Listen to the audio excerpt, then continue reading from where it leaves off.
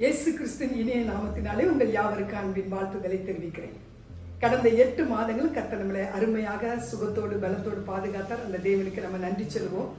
இந்த 9வது மாதத்திற்குள்ளும் அவர் நம்மளை நிலைநிறுத்தி இருக்கிறார். அந்த தேவனை நம்ம துதிப்போம், ஸ்தோத்திரிப்போம். உங்கள் யாவருக்கும் இந்த 9வது மாதம் ஆசீர்வாதமாகவும் மனமகிழ்ச்சியின் மாதமாகவும் இருக்கும்படியாக இயேசுவின் நாமத்தினாலே நான் உங்களை பிளஸ் பண்றேன், ஆசீர்வதிக்கிறேன். இந்த மாதத்தின் வாக்குத்தத்தம் என்ன என்றால், ஏசாயா தீர்க்கதரிசியின் புஸ்தகம் 49ஆம் அதிகாரம் 3வது வசனத்துல, இஸ்ரவேலே நான் உன்னில் மகிமைப்படுவேன் என்று வாக்கு கொடுக்கிறார். இதுதாங்க இந்த மாதத்தின் வாக்குத்தத்தம். நான் உன்னில மகிமைப்படுவேன். அதாவது அவர் நம்மில மகிமைப்படுகிறத ஒரு வாக்குத்தத்தமாய் என்ன செய்றார், கொடுக்கிறார். வேதாகமம் முழுவதிலும் 2 காரியங்கள் சொல்லப்பட்டிருக்கு. ஒன்னு அவர் நம்மை மகிமைப்படுத்துறது, இன்னொன்று நாம் அவரை என்ன செய்து மகிமைப்படுத்துகிறது. நாம் அவரை எப்படியெல்லாம் மகிமைப்படுத்துறோம் அப்படின்னா, தேவன் நமக்கு நன்மை செய்யும் போது நாம என்ன செய்யறோம், சாட்சி சொல்றோம். நம்ம ஜெபங்களுக்கு பதில் பெறும்போது நம்ம ஆண்டவருக்கு நன்றி சொல்றோம். அவரை துதித்து நம்ம மகிமைப்படுத்துறோம். சில இடங்கள்ல உண்மையாய் நடக்கிறதுனால நம்ம அவரை மகிமைப்படுத்துறோம்.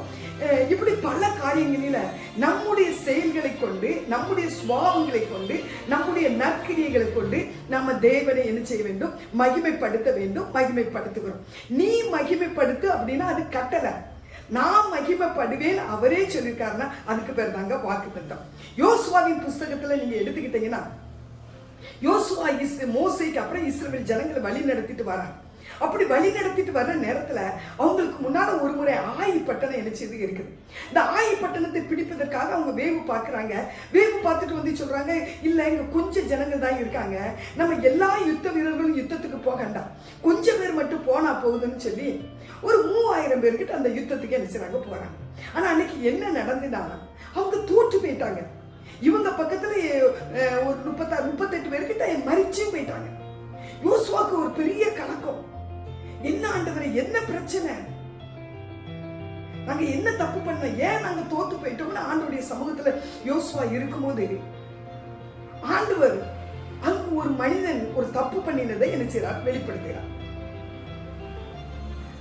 கடைசியாக அந்த தப்பு பண்ணின மனிதனை கண்டுபிடிப்பதற்காக சீட்டு போடுறாங்க, கோத்திரத்தை எடுக்கிறாங்க, தலைமுறையை கொண்டு வந்து கடைசியில ஆகானுக்கு மேல நிற்கும். இப்ப ஆகான் பேர்ல சீட்டு நிக்கிற நேரத்துல யோசுவா அந்த ஆகான் ஒரு வார்த்தை கேட்கிறான், ஆகான் இப்ப உண்மையை சொல்லி, ஏன்னா தேவன் ஒன்ன கொண்டு நிறுத்தி இருக்கிறான், நீ தேவனை இப்ப மகிமைப்படுத்து. என்ன மகிமைப்படுத்து, உண்மையை பேசி மகிமைப்படுத்து. அவன் சொல்றான், ஆமா உண்மைதான், நான் அந்த இடத்துல இருந்து ஒரு வஸ்திரம், பொன் பாலம் கொஞ்சம் இதெல்லாம் நான் எடுத்துட்டு என் வீட்டு நடுவில் நினைச்சிருக்கேன், புதைச்சு வச்சிருக்கேன் அப்படின்னு அவன் தன்னுடைய தவறை நினைச்சுதான் ஒப்புக்கொண்டான். இது தேவன் ஒண்ணு சொல்லி இருக்காரு, அது உண்மைதானா என்று நிறைவேற்றுவதுதான் சோதரம். இங்க அவன் மகிமைப்படுத்துற காரியம் சொல்லி காணப்பட்டது. இப்படி சில இடங்களில நம்முடைய தேவன் யார் என்பதை நம்ம வெளிப்படுத்தி அவருடைய நாமத்தை நம்ம மகிமைப்படுத்துறோம். ஆனா இந்த மாதத்தில் அவர் தந்திருக்கிற வாக்குத்தத்தம் என்னன்னா, நீ ஒண்ணுமே செய்யாட்டாலும் நான் உன்னில் மகிமைப்படுவேன். அவர் நம்ம மகிமைப்படுறதுக்கு அவர் வாக்கு கொடுத்துட்டாருன்னா நம்ம ஒண்ணுமே பிரயாசப்பட வேண்டாம், நாம முயற்சி பண்ண வேண்டாம். அவர் நம்மை கொண்டு மகிமைப்பட்டே நினைச்சுவார். இதுதான் அவர் கொடுக்கிறதான வாக்குத்தத்தம். இப்ப இயேசு கிறிஸ்துவின் காலத்துல இயேசு சீசர்கள் நடந்து போகிறதான நேரத்துல நீங்க யோவான் 9ஆம் அதிகாரத்தை வாசிக்கும் போது அங்க ஒரு பிறவி குருடனை நினைச்சாங்க, பாக்குறாங்க. இந்த பிறவி குருடனை பார்த்த மாத்திரத்தில் சீசர்களுக்கு கேள்வி எழுது. சீசர்கள் இயேசுட்ட கேட்கிறாங்க, அவர்கிட்ட, ஆண்டவரே இது இவன் செய்த பாவமா, இவன் பிறவி குருடனா இருக்குது, இவங்க அப்பா அம்மா செய்த பாவமான்னு கேட்காங்க. கேள்வி புரியல. இவன் செய்த பாவம்னா அப்பா வயிற்றுல பிறக்கும் போது இவன் என்ன பாவம் செய்ய முடியும்னு சொல்லுங்க. சில நேரம் நம்ம இப்படிதான் இடக்க முடக்க ஆண்டவர்கிட்ட கேள்வி கேட்போம். அப்ப இவன் பாவம் செஞ்சானா, இவன் பிறவி குருடனா பிறக்கிறதுக்கு, இடையில பிறவி குருடாயிட்டுனா, கண்ணு குருடாயிட்டுனா இவன் என்ன பாவம் செஞ்சான்னு கேட்கிறோம். ஆனா இவன் பிறக்கும் போதே அவன் என்ன செய்யறான், குருடாதான் பிறந்திருக்கான். அப்ப ஆண்டவர் இயேசு சொல்கிற ஒரு பதில் என்னன்னா, இவன் பிறவி குருடனா பிறந்தது இவன் செய்த பாவமும் அல்ல, இவன் பெற்றோர் செய்த பாவமும் அல்ல, தேவனுடைய கிரியை, தேவனுடைய வல்லமை, தேவனுடைய பிரசன்னம், தேவன் எப்படிப்பட்டவர் என்றதான செயல்கள் வெளிப்படும்படியாக இவன் இப்படி பிறந்தான் என்றார். அப்படியானா இந்த பிறவி குருட பிறக்கும் போதே குருடராய் பிறக்கிறதுக்கு என்ன காரணம்னா இவனை கொண்டு தேவன் மகிமைப்பட வேண்டும். இது தேவனுடைய அனாதி திட்டம். இத்தனை வயசு வரை அவன் குருடா இருக்கணும். இயேசு இந்த உலகத்துல மனிதரா வந்து அவர் அவங்களுடைய அவனுக்கு பார்வை கொடுத்து அவர் மகிமை அடைய வேண்டும், மகிமை நடக்கணும் என்பதற்காக தான் அவன் குருடா என்ன செஞ்சிருக்கான், பிறக்கிறான். நம்முடைய வாழ்க்கையிலும் இன்னைக்கும் சோதரம் அநேக பிரச்சனைகளை நம்ம எங்க கொண்டு இணைக்கிறோம்னா பாவத்தோடு கொண்டு இணைக்கிறோம். என் வாழ்க்கையில ஏன் இப்படி நடக்கு, எனக்கு ஏன் இந்த பிரச்சனை, எனக்கு ஏன் இந்த வியாதி, எனக்கு ஏன் இந்த போராட்டம், நான் என்ன பாவம் செஞ்சேன், நான் என்ன பாவம் செஞ்சேன் அப்படின்னு சொல்லி நம்ம பாவத்தோடு தான் நம்முடைய செயல்களையும் நம்முடைய ஆசீர்வாத தடைகளையும் பாவத்தோடு கனெக்ட் பண்றோம். நமக்கு சில தாமதங்கள் நடக்கும் போது, சில நஷ்டங்கள் வரும்போது, சில மேடு பள்ளங்கள் வரும்போது நாமும் ஆண்டவர்கிட்ட அப்படிதானங்க கேட்கிறோம், ஆண்டவரே நான் என்ன பாவம் செஞ்சேன். நீங்க ரோமர் புஸ்தகம் 8:30 வாசிக்கிற நேரத்தில் அங்க சொல்லப்பட்டிருக்கு, தேவன் எவர்களை முன்குறித்தாரோ அவர்களை அழைத்தும் இருக்கிறார், எவர்களை அழைத்தாரோ அவர்களை என்ன செய்றார், மகிமைப்படுத்தியும் இருக்கிறார். அப்படியானா எல்லாருக்கும் போல நம்முடைய வாழ்க்கை சில நேரம் இருக்காதுங்க. முன்குறிக்கப்பட்டவங்க வாழ்க்கையில, தெரிந்து கொள்ளப்பட்டவங்க வாழ்க்கையில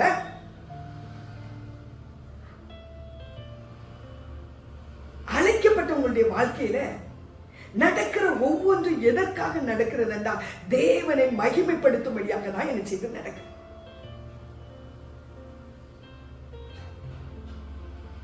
அவருடைய நாமம் நம்ம நிமித்தம் இனிச்சு போது மகிமை அடை போது. நம்முடைய வாழ்க்கையில சில தடைகள் வருதா, மகிமை அடைவது. என் தேவன் எப்படிப்பட்டவர் என்று வெளிப்படுத்த வேண்டுமானா,